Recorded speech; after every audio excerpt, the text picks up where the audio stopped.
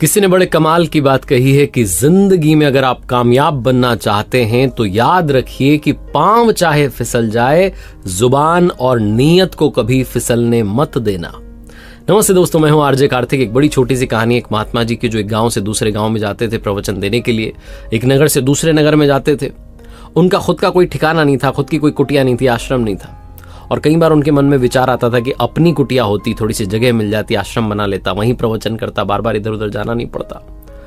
एक दिन उन्हें किसी ने बताया कि एक राज्य का जो महाराज हैं, राजा साहब हैं, वो बड़े दानवीर हैं, बड़े दिल वाले हैं। जितनी आप उनसे चाहत मांगेंगे, जितना आप उनसे मांगेंगे, जो मांगेंगे वो सब दे देते हैं। उनके बारे में बहुत किस्से प्रसिद्ध हैं। तो अपने मन में ये चाहत लेकर के कि थोड़ी सी जगह मिल जाएगी, कुटिया बना लूंगा, महात्मा जी वहां पहुंच गए। राजा के दरबार में देखा तो बड़ी भीड़ लगी हुई थी, लंबी लाइन थी, लोग आए हुए थे और जो मांग रहे थे राजा उन्हें दे रहा था। जितना मांग रहे थे उतना दे रहा था। महात्मा जी का नंबर आया तो राजा ने पूछा, प्रणाम करके, महात्मा जी बताइए क्या चाहिए। तो महात्मा जी ने कहा कि राजन, हमें रहने के लिए कुटिया बनानी है, थोड़ी जगह चाहिए। तो राजा ने जो अगला सवाल किया, सारा गेम वहां से पलट गया। राजा ने पूछा कि महात्मा जी कितनी जगह चाहिए।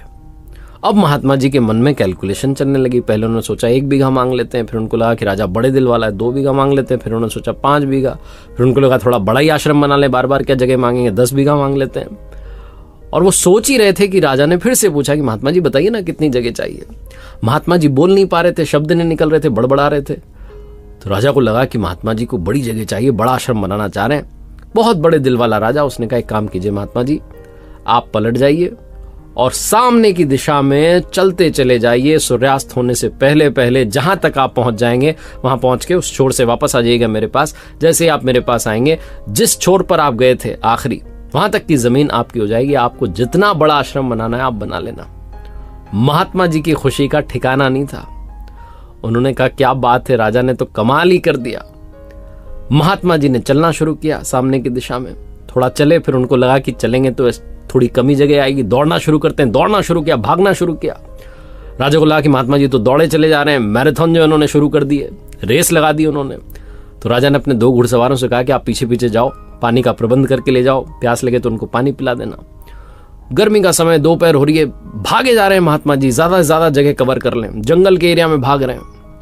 घुड़सवार पीछे से आके कह रहे थे महाराज जी आप थोड़ा सा पानी पी लो। महात्मा जी, उन्होंने कहा समय नहीं है अभी। फिर वो आकर के कह रहे हैं घुड़सवार थोड़ा सा पानी पी लो, प्यास लग रही होगी, आप बेहोश हो जाओगे। बोले नहीं अभी समय नहीं है हमारे पास। जंगल के एरिया में निकले तो वहां एक झील थी। महात्मा जी को लगा झील भी अपने आश्रम में आनी चाहिए। झील के चक्कर लगाने लगे, ज्यादा से ज्यादा एरिया कवर हो जाए, दौड़े चले जा रहे हैं। फिर उन्हें एक शर्त याद आई कि वो शाम होने से पहले पहले पहुंचना भी था। देखा कि सूर्यास्त होने का समय आया था। अब वापस राजा की तरफ दौड़ना शुरू किया, भागे चले जा रहे हैं। सूरज ढलने से पहले पहले उसके दरबार में पहुंच भी गए, उसके सिंहासन के सामने पहुंच भी गए, लेकिन वहां जाकर के गिर पड़े और ऐसे गिरे कि दोबारा नहीं उठे। महात्मा जी हमेशा के लिए चले गए। ये कहानी महात्मा जी की नहीं है, ये कहानी आपकी, हमारी। हम में से बहुत सारे लोग दौड़े चले जा रहे हैं, भागे चले जा रहे हैं, पता नहीं हमें और क्या क्या चाहिए। ये जो और चाहिए कि तृष्णा है, इसमें हम भूल गए हैं कि जिंदगी सिर्फ दौड़ने भागने का नहीं बल्कि जीने का नाम है। ये छोटी सी कहानी यही सिखाती है कि इस विकार से जिसका नाम तृष्णा है, जिसमें और चाहिए, इससे बचना शुरू कीजिए। एक बार फिर से वही बात जो हमेशा आपसे कहता हूं, कर दिखाओ कुछ ऐसा कि दुनिया करना चाहे आपके जैसा। देखते रहिए हर सोमवार सुबह 9:30 बजे मेरे साथ एक नई कहानी, और हर शुक्रवार सुबह 9:30 बजे लर्निंग सीरीज का एक नया वीडियो।